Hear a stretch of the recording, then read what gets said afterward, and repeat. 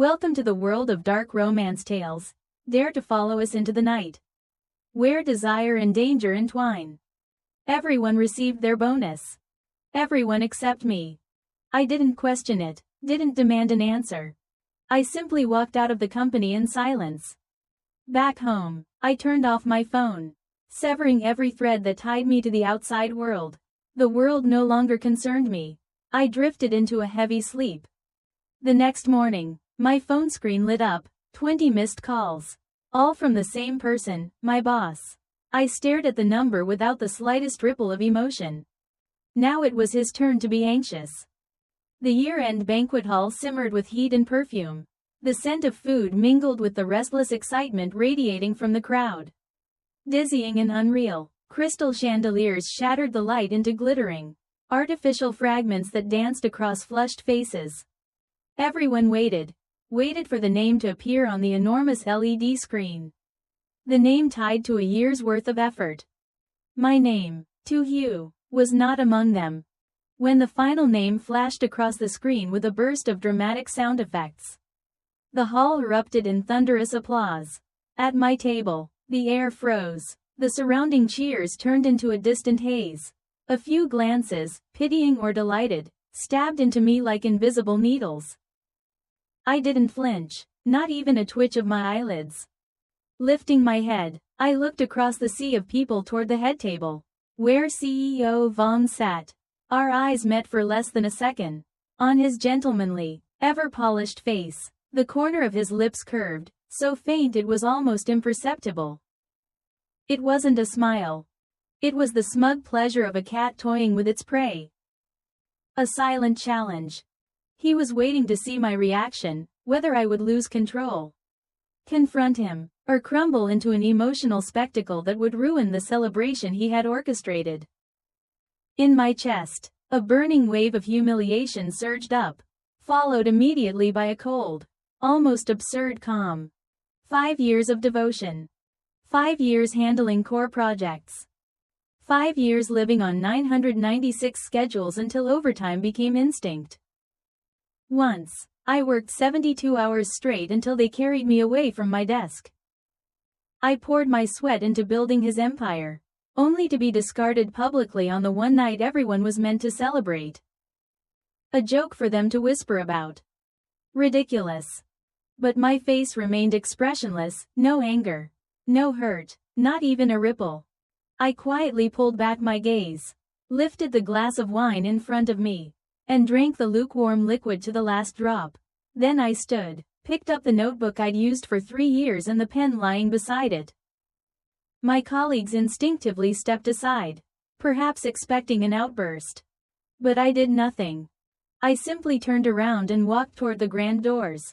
Step by steady step, the sound of my heels echoed sharply against the marble floor, a lonely counterpoint to the celebration behind me.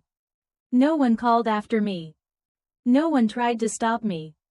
Yet I could feel CEO Vong's triumphant gaze burning into my back until the doors closed and I was gone. Outside the hotel, the night air, cold and laced with exhaust, rushed into my lungs. I inhaled deeply, as if the heaviness inside me might dissolve with the breath. The city lights flickered, cars flowed endlessly, but everything felt strangely distant. Back in my small apartment, the first thing I did was turn off my phone again. I held the power button until the screen drowned in darkness. Then I pulled out the charger and tossed it into the deepest drawer. I didn't want to hear any sound. Didn't want to see any message. Didn't want anything to do with that world that suddenly disgusted me. I shut the thick blackout curtains. The room sank into absolute darkness. I stripped off the suffocating dress from the banquet and changed into my old, oversized pajamas, every layer of disguise loosened and abandoned. Then I collapsed onto the soft bed. I didn't cry. Not a single tear was worth spilling for such humiliation.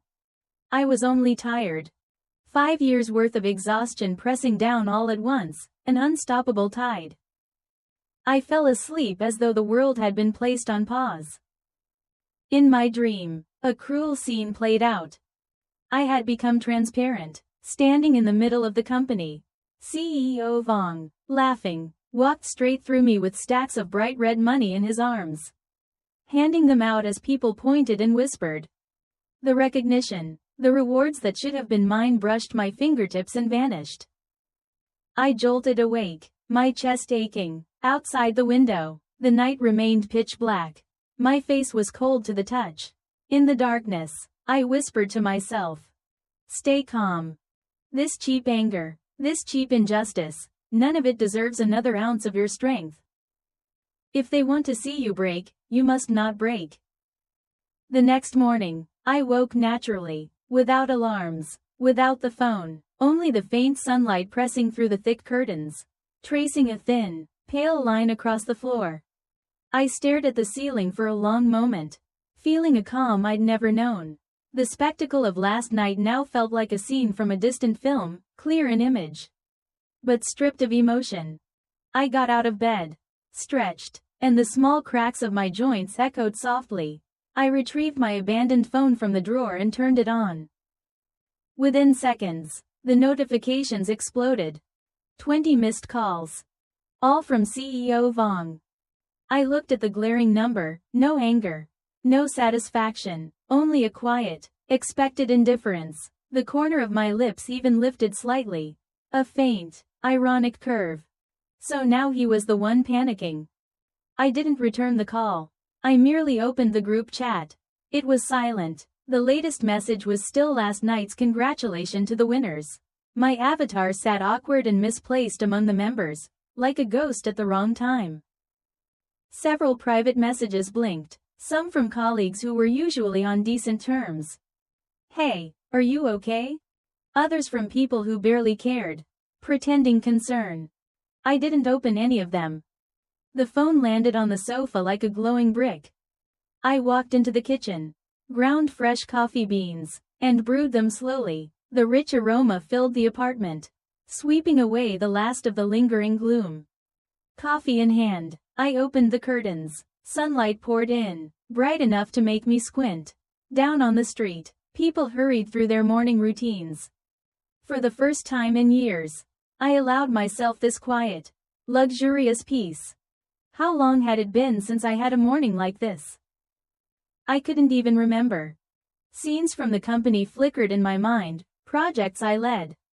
Sleepless nights fighting through technical problems. The times I saved the company from risk with data and logic. And CEO Vong. His contradictions. He depended on me. Whenever a difficult technical problem arose, whenever precise data was needed, the first person he came to was me. In meetings he would say, "Mr. Hugh, you're the backbone of this company." Yet outside those moments, he chipped away at my confidence, my edges. "Mr. Hugh, you're capable, but far too rigid, not flexible enough. How far can someone like you go in management? A woman doesn't need such a strong career. What matters is finding a good husband." He needed my ability, but feared it too. He wanted me to be a quiet workhorse, productive, obedient, never complaining. This bonus farce was meant to be a blow to the head. A humiliation followed by a ladder he expected me to climb back up, grateful. More compliant. He really was good at calculating. Then I suddenly remembered something. Half a month ago, after a late night of overtime, I went to make coffee. From down the hallway, I faintly heard CEO Vong speaking on the phone in a lowered voice. "Important data, must stay confidential. The other side already." I hadn't thought much of it then. But now, intertwined with last night's smug glance and this morning's desperate calls, those words returned with a sharp clarity. My phone vibrated again. A message. The sender, CEO Vong. "Call me back immediately. The company has an urgent situation. At once. At once." The repetition, the exclamation points, all the marks of his impatience and habitual command. I set down my cup, walked over, picked up the phone. The message glared on the screen. I looked at it for a few seconds, then calmly opened my contacts and added CEO Vong to the blocked list. Silence fell, clean and absolute. His calls would never break through the peace I had carved out for myself again.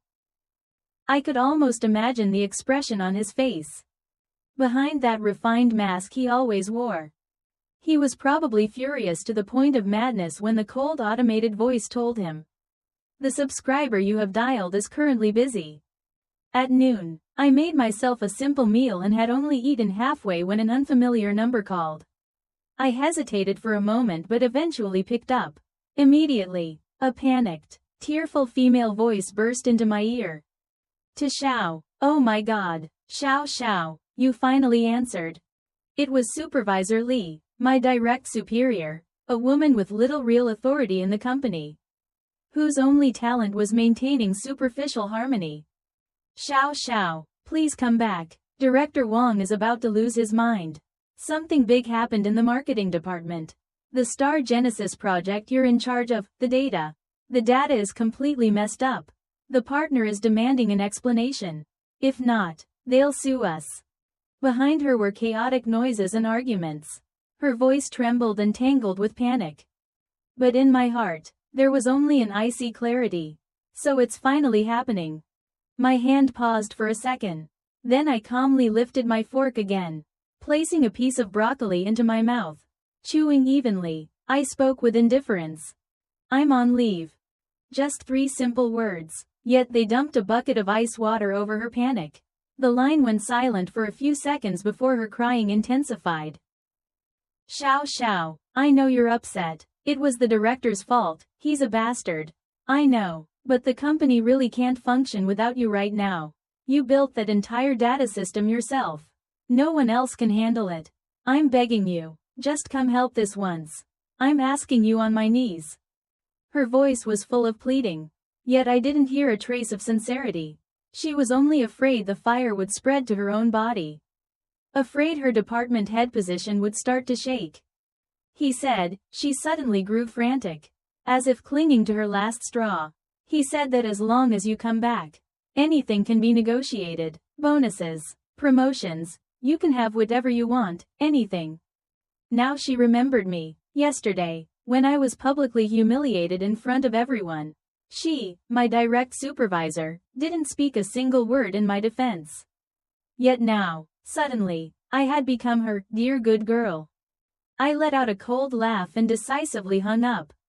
In my mind, another face surfaced. Li Ming. He entered the company one batch after me.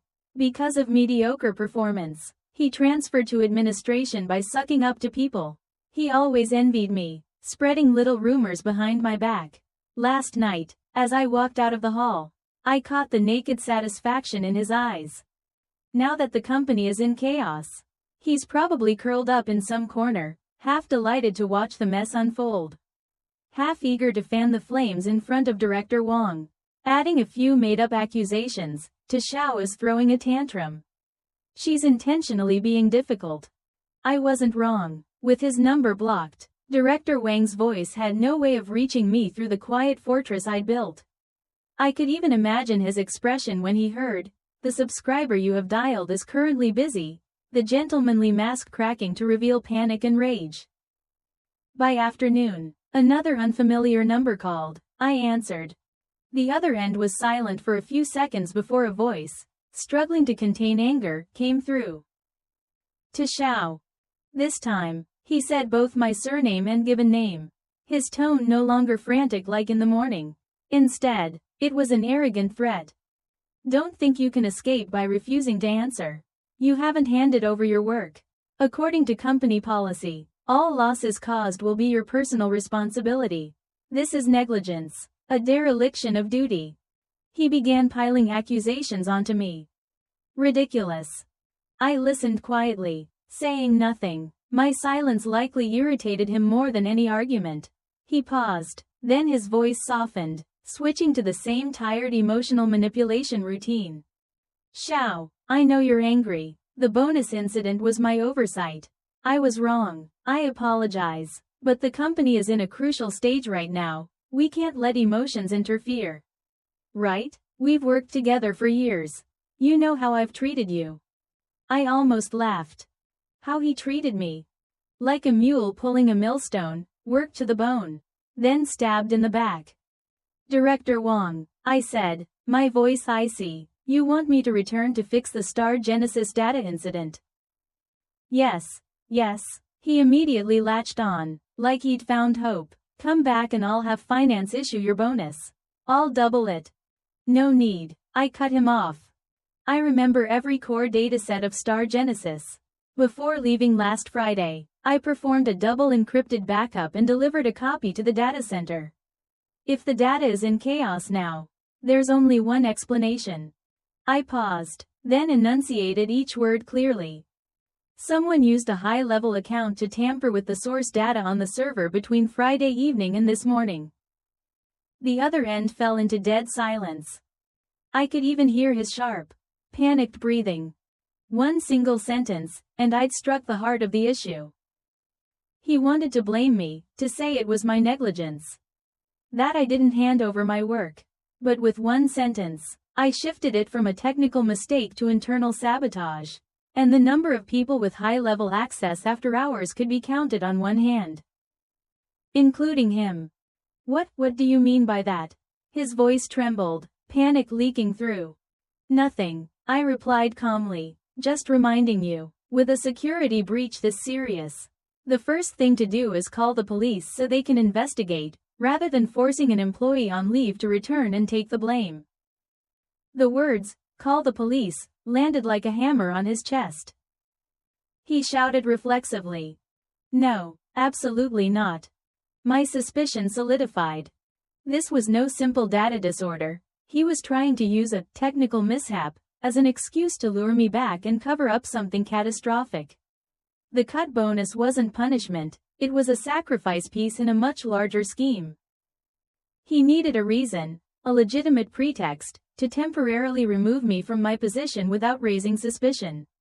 So he could complete some shady transaction over the next few days. But he hadn't expected the hole he dug would be too deep for him to bury. I went to my study, turned on my long unused laptop, and opened several familiar international finance sites. I searched for news related to our company and our biggest rival, Ruitic Group. Soon, a small report caught my eye, a financial analysis of unusual capital flows within Ruitic in the secondary market. I compared the timeline with the phone call I'd overheard the other day. Everything lined up, piece by piece, and a chilling realization emerged. Director Wong had sold out the company. The Star Genesis data was only part of the goods he traded. The unpaid bonus was hush money, a way to force me out. He thought I'd react as always, either swallow my resentment or explode publicly, both outcomes within his calculations. But he didn't foresee the one move that terrified him most. I disappeared completely. I had become the only unpredictable variable in his entire scheme. On the third morning, the doorbell rang violently, shattering the quiet. I didn't rush to open it. I looked through the peephole and saw his distorted face, strained with anxiety and fury. Director Wong had shown up at my door. The doorbell kept ringing, mixed with frantic pounding. "Tashao, open the door, I know you're inside." His voice, muffled through the security door, had lost all polite pretense, revealing only desperation. I crossed my arms, leaned against the wall, and calmly watched him perform through the peephole. "If you don't open up, I'll call the police and report you for illegally withholding company property." Call the police? He feared the police more than anyone. His threat was laughable. Sure enough, after shouting a few times, his pounding weakened, his voice lowered, carrying an involuntary hint of pleading. Xiao, I know you've suffered. It was my fault, I was wrong, but the company is truly on the brink right now, only you can save it. Please open the door, let's sit down and talk. I'm begging you." He switched from I to we, trying to bind me to the company's fate again. Pathetic. I waited until he had exhausted everything he could say. Only when his emotions plummeted did I unlock the chain slightly, opening a narrow gap while keeping the safety latch secured. Seeing the door open, he immediately forced a flattering smile, which looked worse than crying. His expensive suit was wrinkled, his once slick hair a mess, dark circles under his eyes. Clearly, he hadn't slept for days. Xiao, you finally agreed to see me. Director Wang. I cut him off coldly. Now you remember me? My eyes were empty, no warmth. Just the gaze one gives a stranger. He looked away, unable to meet my eyes, muttering that we should go inside to talk while trying to push the door open. The security chain clanged sharply, stopping him. I'll hear what you have to say right here. Unable to enter, he had no choice but to attempt a long-winded speech about the company's urgent crisis. He blamed everything on the marketing department, on system loopholes, dancing around the truth, avoiding any mention of internal sabotage. He still thought I was the naive employee he could manipulate. I listened silently to his clumsy performance, then suddenly spoke, clear and firm. Director Wang, the Star Genesis data, you sold it to Ruitic Group, didn't you? A lightning bolt in a cloudless sky. His face instantly drained of color, as if all the blood had vanished. His eyes widened in shock, his lips trembling, unable to form a single word. What nonsense are you spouting? He tried to deny it immediately, but the fear in his voice gave him away. I didn't bother entertaining it. I kept speaking, calm and sharp. You used the backup I submitted on Friday to fabricate a clean-looking dataset packed with lethal traps. Then sold it to New Koa. You thought they'd happily take the bait, step by step fall into your trap, and end up completely passive in the upcoming acquisition battle. But you didn't expect they also had experts. They discovered your tricks early, pretended to fall for it, and used that fake data to strike back. The result? Our company's servers got ambushed, and the entire marketing department's data is a chaotic mess. And the most important part, they have the proof of your direct dealings with them. So what terrifies you isn't the failed project. It's that your collusion with a rival is about to be exposed. Isn't that right? Every word I uttered was like a surgeon's knife, peeling off layer after layer of his fake facade to reveal the raw, bloody truth beneath. CEO Wang's body began to shake uncontrollably. Sweat rolled down his temples in thick drops. The look in his eyes shifted from shock to panic, to sheer bone-deep terror. He couldn't understand. He thought he had covered every trace. How could I know everything, down to the details? He assumed he was the hunter, sitting above everyone else, pulling strings. But every move he made had been within someone else's line of sight all along. When the mask was torn off, he tried desperately to switch tactics, offering bribes instead. Shout to, as long as you come back and help me fill this hole, help me block New Koa, I'll erase all misunderstandings. I'll double your bonus, no, 5 times, and I'll promote you to CTO immediately. Even now, he still believed I would work myself to death for him. I looked straight into his eyes. Pity and mockery intertwined. I unlocked my phone, found one photo, and held it up right in front of him. A luxury private club VIP box. CEO Wang shaking hands and grinning ear to ear with another man, the vice president of New Koa. The angle was discreet, clearly a covert shot, but both faces were perfectly visible. The instant he saw it, he collapsed. His legs gave out and he slid down against the doorframe like his bones had turned to dust. Despair swallowed him whole. That photo was the final straw that shattered the already overburdened camel. I put the phone away. Tell me, CEO Wang. You removed my name from the bonus list, pushed me out of the inner circle, just so you could freely do all of this. Didn't you? And now that everything exploded, you want to use my expertise to cover up your crime, selling out the company, colluding with the enemy. Isn't that right? My voice was soft, but every syllable slammed into him like a hammer. He finally broke. His face went ashen, like a rooster stripped of all its feathers. A flash of madness crossed his eyes as he suddenly lunged to grab my phone. But I had expected it. I stepped back lightly, and he stumbled forward, almost crashing onto the floor. Don't bother, I said, twirling the phone in my hand. The screen was already locked. Backups never exist in just one copy. He froze, defeated, terrified. You're no longer dealing with a missing bonus. I continued, voice even, almost gentle. This is corporate espionage and abuse of power. If this photo and the related evidence go to the board or the police, the company stock will plummet. And you. I paused deliberately. You'll be going inside. Those two quiet words made him flinch like he'd been electrocuted. For a man who adored status yet feared death, nothing terrified him more than losing freedom. Whatever pride he had crumbled instantly. He lowered his head, voice shaking pathetically. Miss Tu, President Tu, please, don't expose this. Whatever you want, I'll give it to you. Anything, just help me. Watching the man who ordered me around 2 days ago now grovel like a beggar, I felt no joy, only a cold, clinical detachment.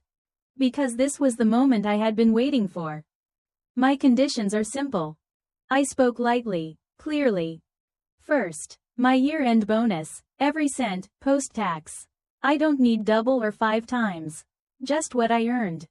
Second, the company must issue a public announcement apologizing for the omission and formally acknowledge my contributions over the past 5 years. Third, once I return, my position is technical director.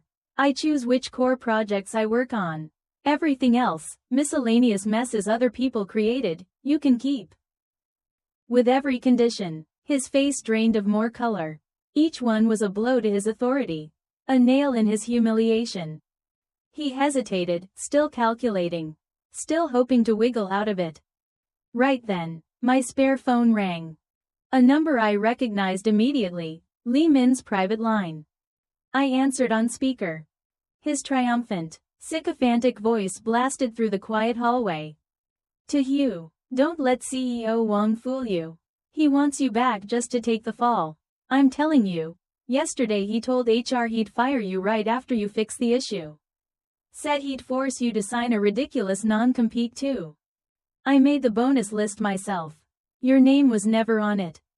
He only pretended he'd add you later so he could curry favor with me. Didn't think it'd turn into a fatal blow for him. CEO Wang's face drained to a corpse-like purple. He stared at the phone in my hand like it was a death sentence. Then suddenly snatched the other device and smashed it onto the ground. Crack. Plastic and circuits flew everywhere. Li Min's betrayal crushed the last fragment of his dignity. He realized he had absolutely no way out. Fine, fine, I agree to everything.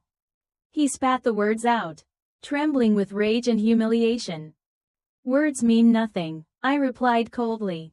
I need it in writing. Every condition, black and white. My lawyer will be here shortly to witness the signing. I'm giving you no chance to backtrack. His face twisted in humiliation. For the first time, I felt a sliver of satisfaction. CEO Wang, I said softly.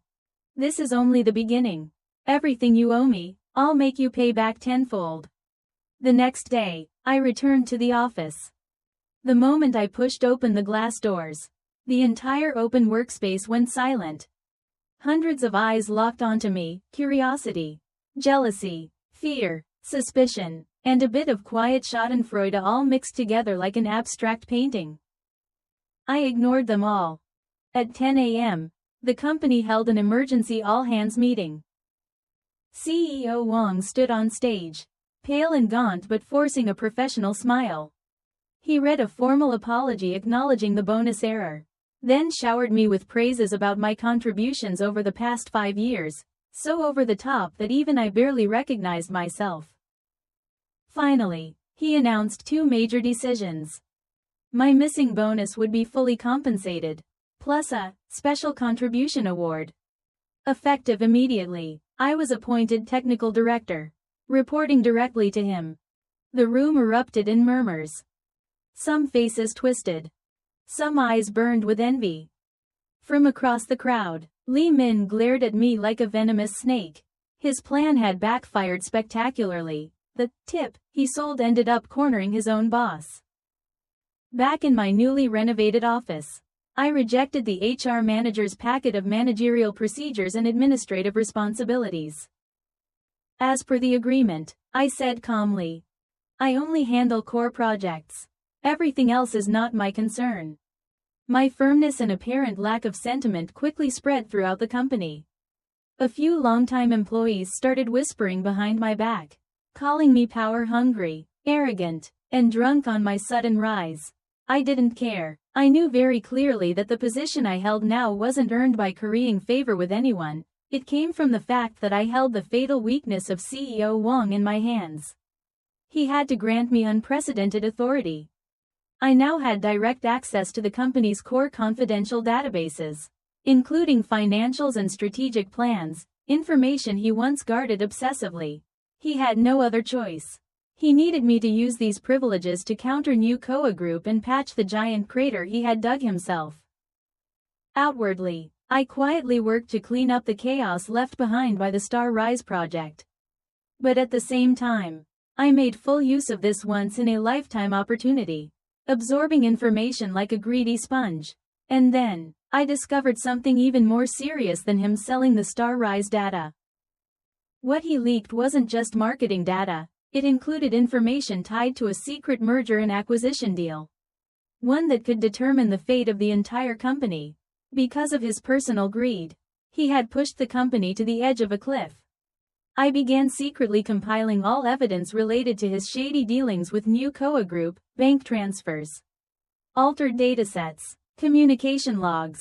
I classified everything, encrypted it in layers, and stored it across several secure cloud servers.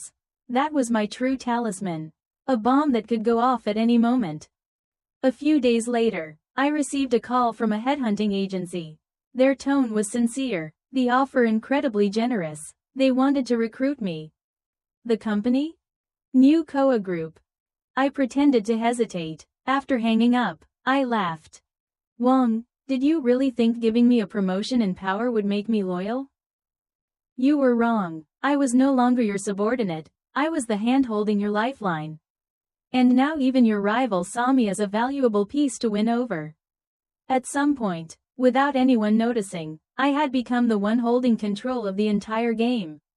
These days, CEO Wang was living miserably. Like a frightened bird, he watched every move I made, terrified I might suddenly trigger the bomb that would destroy him. He couldn't touch me, but his underlings were a different story. The most eager among them was Li Min. He spread rumors everywhere, claiming I used dirty tricks to climb my way up, abused my authority, even fabricated disgusting stories about me and the CEO in break rooms and restrooms just to smear my name. Cheap tactics, but enough to disgust people. And he didn't stop there. He began sabotaging me behind the scenes. The core project I led suddenly experienced a string of bizarre data errors, subtle enough to avoid detection yet disruptive enough to slow progress and raise doubts about my competence. During a project review, the partner representative finally snapped. Director 2, we respect your ability, but for the past 2 weeks, your data models have repeatedly suffered from elementary mistakes. We are beginning to question whether the project can remain on schedule. The room fell completely silent. All eyes turned to me. CEO Wang sat at the head of the room, sipping tea without a word, but I caught the way his eyes flicked toward me from time to time. In the corner sat Li Min, representing admin operations, his expression barely hiding his glee. He was certain I was done for. But I didn't panic, my expression didn't even twitch. Calmly, I addressed the partner. Your concern is valid, and I've already taken note of it. In fact, I've prepared something to resolve this thoroughly. I connected my laptop to the projector. 2 identical data reports appeared. On the left, the version sent to them yesterday. On the right, my encrypted backup saved before submission. Please take a look. I highlighted the discrepancies. In row 37, the cross-analysis of user activity shows 3.14% in the sent version, while my original was 4.13%. In row 152, the market conversion predictive coefficient is 0.78 in the sent version but 0.87 in the original. Each difference circled in red. Each comparison a crisp slap across someone's face. These changes occurred after the data left my machine and was uploaded to the central server. Moreover, the modification techniques were highly sophisticated. No one lacking full knowledge of the system's architecture could have done this. The room froze. Wang's teacup halted midair, color draining from his face. He hadn't expected I kept yet another card up my sleeve. What he thought flawless had never fooled me. From the day I returned, I had prepared countermeasures for everything. He tried to salvage the situation, mumbling something about server glitches or lost packets during data transfer. As he spoke, he shot Li Min a dagger-sharp glare. Li Min flinched. Then Wang attempted to shift blame onto me. Of course, as project director, Tu should also bear part of the responsibility. I almost laughed. I stood and said, CEO Wang is absolutely right. A data breach this serious must be investigated thoroughly. I propose we immediately seal all relevant servers and form a joint investigation committee, legal, security, and an independent audit team. We must identify the internal hacker. I emphasized independent audit. The moment the word left my mouth, panic flickered openly in his eyes. Audit meant exposing all server logs, all operation histories. His hidden schemes would come crawling into the light. He wanted to trap me in a failure and destroy my credibility. Ironically, his trap dragged me closer to his deepest secrets, and handed me the perfect blade to strike back. Wang, you placed the knife in my hand yourself. In the end, he didn't dare initiate an independent audit. He claimed it would disrupt business operations and instead ordered an internal review by IT. But it was enough. The findings were discreetly phrased, but the core message was unmistakable. A super admin account accessed my project's server past midnight and altered the data. Only 3 people had super admin privileges. Wang, CTO Cerezo, and me. CTO Cerezo was in the US, airtight alibi. I was the victim. So who was left? The answer was obvious. The report wasn't made public. But at the board level, it caused an earthquake. Several directors who had long been dissatisfied with Wang immediately questioned his leadership and the state of internal governance. Turmoil rippled through the company. Desperate, Wang attempted to bribe the head of IT, instructing him to rewrite the report and blame everything on a former programmer who had already left the company. But every step he took was within my grasp. I had already planted a micro-recording device in the IT director's office. Their dirty deal, I captured every word. The time had come. I spent the entire night compiling everything. The photos of Wang meeting the new COA vice president. Their private communications. The transferred funds. Proof of tampering with project data. Evidence of framing me.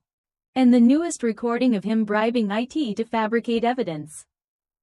I organized it all into a clean, lethal dossier and sent it through an encrypted foreign mailbox to every member of the board. The next day, the top floor of the company trembled like an 8-magnitude quake. The directors were furious. They discovered Wang wasn't just negligent or indiscreet, he had been actively bleeding the company for personal profit. A crime. That afternoon, the board held an emergency closed-door meeting. I received a call from the chairman's secretary inviting me to attend as a key witness. Walking into the highest chamber of power, one I'd only ever seen in corporate promo videos, I saw Wang sitting there. Face ashen like a condemned criminal awaiting judgment. When he saw me, hatred flashed in his eyes, but despair quickly drowned it out. During the hearing, I remained completely calm. I presented everything clearly, not just the facts but also an analysis of the massive risks the company now faced. I even offered viable strategies to counter new COA's impending retaliation.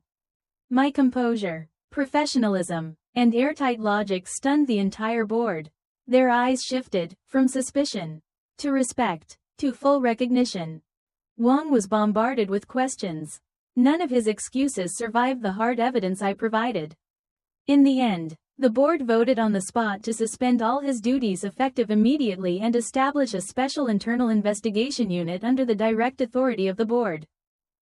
As the meeting ended, the chairman walked over, patted my shoulder, and said, "To you, You've done a great service for this company. We need people with your capability and courage to hold the line." He was the first to be dealt with. He looked exactly like a chicken dragged out as an example to scare the monkeys.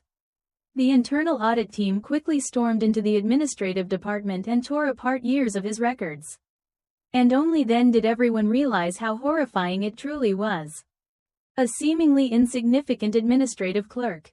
Yet throughout his years at the company, he had exploited his position to embezzle corporate funds, collude with suppliers, and pocket illegal kickbacks that totaled over $1 million. When the investigation team summoned Lee Min for questioning, he initially tried to argue, shamelessly pushing all the blame onto Vong. He even bit back at me, claiming that I framed him out of personal grudges. But with evidence laid out clearly in front of him, he had no way to deny it. I also submitted proof that he had been spreading rumors and deliberately sabotaging my project timeline. In the end, all of his excuses became meaningless. Lee Min was officially found guilty of serious misconduct with signs of criminal violations. He was fired and handed over to the authorities. The last time I saw him at the company was when the police came to take him away. His hands were cuffed, his hair messy, his face stripped of the sly arrogance he always wore, now replaced only by raw terror and hopeless numbness. When he passed by my office door and saw me, he stared. I simply looked back, calm and unreadable. Pitiful or not, a man like him was always destined for this outcome. He brought it upon himself. After pests like Lee Min were removed, the company atmosphere became instantly cleaner. Those colleagues who once mocked me behind my back now lowered their gaze and politely greeted me as director too. In their eyes was fear, pure, unfiltered fear. And Vong? His downfall was even more tragic. After the internal investigation concluded, he was hit with a string of charges: commercial bribery, abuse of power, leaking trade secrets. The board officially removed him from all positions, and he now faced waves of lawsuits and enormous civil damages. He crumbled completely. He tried contacting me repeatedly, sometimes begging, sometimes attempting to bargain using hidden assets. I didn't bother responding. I simply had my lawyer send him one message. "If you had known it would come to this, you should have acted differently from the start." Perhaps only now did he finally understand. The silence he once mistook for weakness had always been the blade aimed at his throat. The company couldn't operate leaderless for long. With the board's full support, I began restructuring the management team. The capable, hard-working employees who had once been bullied or suppressed by Vong and Lee Min, I promoted them one by one into key positions. My office moved as well. From the technical director's floor to the topmost executive suite, the one with the best view, formerly occupied by Vong. Sunlight streamed through the wide glass windows onto my new desk, where a freshly signed appointment letter lay quietly. I lifted my eyes to the bold title: Vice President. After becoming VP, I finally understood what it meant to stand at the cold, windswept peak. The challenges were far harsher than I had imagined. Although Vong's corruption was kept strictly confidential, the news of his sudden removal still sent tremors throughout the industry. Our stock price wavered, teetering on the edge of a storm. And, of course, our rival, New Koa Group, seized the opportunity.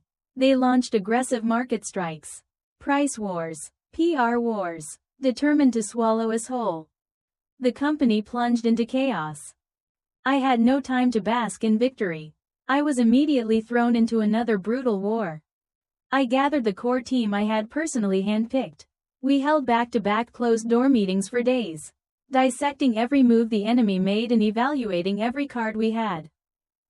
Finally, we drafted an entirely new counter-strategy.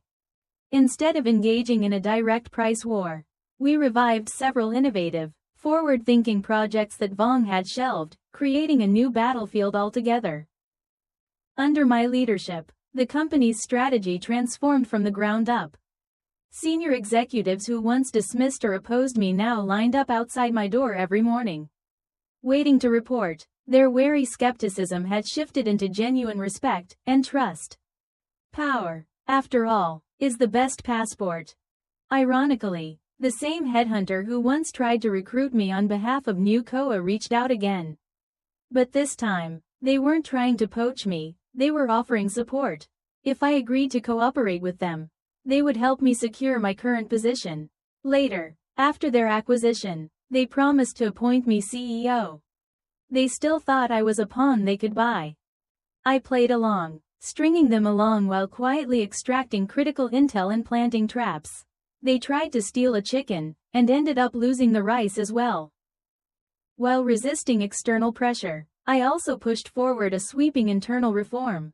I implemented full transparency in management, every project timeline, every budget from every department was public. I established a direct complaint channel bypassing middle management, reporting straight to me. I used the system itself to ensure there would never be another Vong or another Li Min. Under this new structure, the company recovered with astonishing speed. New projects were welcomed by the market. Slowly but steadily, we regained lost market share. The company's morale had never been higher. One afternoon, I received a package from the prison. Inside was a letter, from Vong. His handwriting was familiar, yet the arrogance was gone, replaced by exhaustion and regret. 10 full pages, confessing how greed and power had blinded him and dragged him deeper into the abyss. At the end, he begged for my forgiveness. I skimmed a few lines and fed the entire letter into the shredder. The metallic grind tore every word apart, turning his cheap repentance into meaningless scraps of paper. Forgiveness? That's God's business. My job is to send him to meet God. At a highly anticipated industry conference, I stepped onto the stage as the company's representative. In the audience sat leaders from across the sector. Front row, center seat, I saw a familiar yet unfamiliar face. The newly appointed CEO of New Koa. When his eyes met mine, his expression instantly turned pale, filled with fear and panic. Of course he recognized me. I was the person they once tried so hard to lure away, hoping to turn me into a pawn to destroy my own company. He never imagined that pawn would now stand proudly on stage, no longer a piece on the board, but the one controlling the game. My speech topic was building a healthy and ethical competitive ecosystem. I didn't name names, but every sentence hit him like a bullet. Some companies in this industry don't focus on innovation or product quality. Instead, they obsess over shortcuts using petty schemes, stealing trade secrets, poaching employees, spreading rumors to attack competitors. Such tactics may bring short-term gains, but in the long run, they destroy trust, damage the industry, and will ultimately be eliminated by the market. The moment I finished, the hall erupted in thunderous applause. The CEO of New Koa sat frozen, sweat beading across his forehead. He understood exactly what my speech meant. I held every piece of evidence of the secret collusion between him and Vong. This was both a warning and a declaration. After the conference, he hurriedly contacted me through an intermediary, asking for a private meeting. He wanted to clear up misunderstandings, discuss peace, even propose strategic cooperation. We met in a luxury hotel lounge. He lowered his voice to the point of a whisper, pleading in everything but kneeling. I calmly drank a sip of lemon water, listened to every word, and rejected everything coldly. Our company does not cooperate with those who violate business ethics. I stood up and left him sitting there with a dark, twisted expression. A few days later, news broke. New Koa was under investigation for large-scale commercial bribery and internal corruption. Financial newspapers exposed scandal after scandal. Their stock plummeted for 3 consecutive days, wiping out billions in market value. No one knew who lit the fuse. But it was me. After Vong fell, I secretly recovered the data from his destroyed computer and found an encrypted file, detailed records of New Koa's illegal activities over the years. It was the trump card Vong once used to negotiate and restrain them. I had kept it all along. I had simply been waiting for the right moment. He subtly offered me an olive branch, hinting that I would soon take on a greater responsibility. But I didn't rush to nod in gratitude. I looked straight at him and stated my terms calmly. Chairman, I'm willing to dedicate myself to the company. But I have one request. I hope the board will use this opportunity to completely eradicate corruption and internal injustice. To strengthen the roots, we must clean the soil first. My gaze deliberately shifted toward the doorway, toward those who schemed, twisted truths, climbed through flattery, and stabbed others in the back. Not a single one of them should remain. And the sharpest tip of my spear pointed directly at Li Min. To keep me, the key figure who had brought down CEO Vong, and to rebuild the company's reputation. The board launched an internal purge swift as thunder. Li Min's time had come. I used the same old method, anonymously sending this entire dossier to regulatory agencies and major media outlets. Return their deeds back to them, in the most fitting way possible. Those who once hurt me, people or corporations, ultimately fell right into the chessboard I had planned long ago. This was the real reckoning. 3 years later, under my leadership, the company not only survived its crisis but regained all its lost market share. Its market valuation multiplied, transforming it into a rising star impossible to ignore in the industry. My name, To Hugh, became inseparable from the company, evolving into something of a legend in the business world. The media called me the Iron Lady of corporate leadership. No one dared underestimate me anymore. No one dared play tricks in front of me again. Some former colleagues, those with genuine respect and outstanding ability, became my most trusted right-hand partners. Others, consumed by jealousy or regret, or simply unable to keep up with my pace, gradually disappeared from my world, swallowed by the crowd. One late afternoon, I drove past an old neighborhood. Near a shabby fruit stall, I saw a familiar figure. Li Min, wearing a wrinkled, oil-stained tank top, struggling to lift crates of apples onto a motor cart. His eyes were hollow, his movements sluggish, all traces of his former slick arrogance erased. The light turned red, and I stopped the car. Through the window, I saw another figure. He had just been released from prison. His hair was more than half gray, his posture hunched, looking at least 20 years older than his actual age. He carried a worn fabric bag, walking past Li Min's fruit stall. His gaze drifted absent-mindedly across my car's license plate, then froze when it landed on me in the driver's seat. He saw me. His whole body stiffened. In his eyes swirled countless emotions, resentment, fear, but above all, a hollow, weary surrender. He quickly lowered his head, dared not look again, and hastened away, disappearing into the old street like a fading ghost. The light turned green. I pressed the accelerator and drove off, my heart unruffled. All the past grudges, once so heavy, now felt like passing clouds. I no longer needed their misery to validate my victory. 2 more years passed. As I neared 35, I made a decision that shocked everyone. I resigned as CEO. I chose not to remain enthralled by power at its peak. I was tired. I handed the company to the most capable successor, someone I had personally trained. I sold most of my shares, earning enough for myself and future generations to live in comfort for life. I finally achieved true financial freedom. Then I left the city that had given me grandeur and exhaustion. I bought a small house in a quiet southern seaside town, looking out directly at the ocean. At last, I lived the peaceful life I once dreamed of, a life free from the burdens of the world. That afternoon, I sat in the courtyard reading. The sea breeze gentle, sunlight warm and golden. My phone rang. I glanced at the screen, an unfamiliar number. This time, I didn't block it, didn't hesitate. I smiled and answered. Hello, is this To Hugh? I'm Chu Nian, your university classmate. Do you still remember me? On the other end was a warm, familiar voice. Without realizing it, a sincere smile curved on my lips. How could I forget? I replied softly. It's been a long time. And just like that, the world became connected to me once more. The story ends here, but the night is far from over. Join us again, where new secrets and passions await.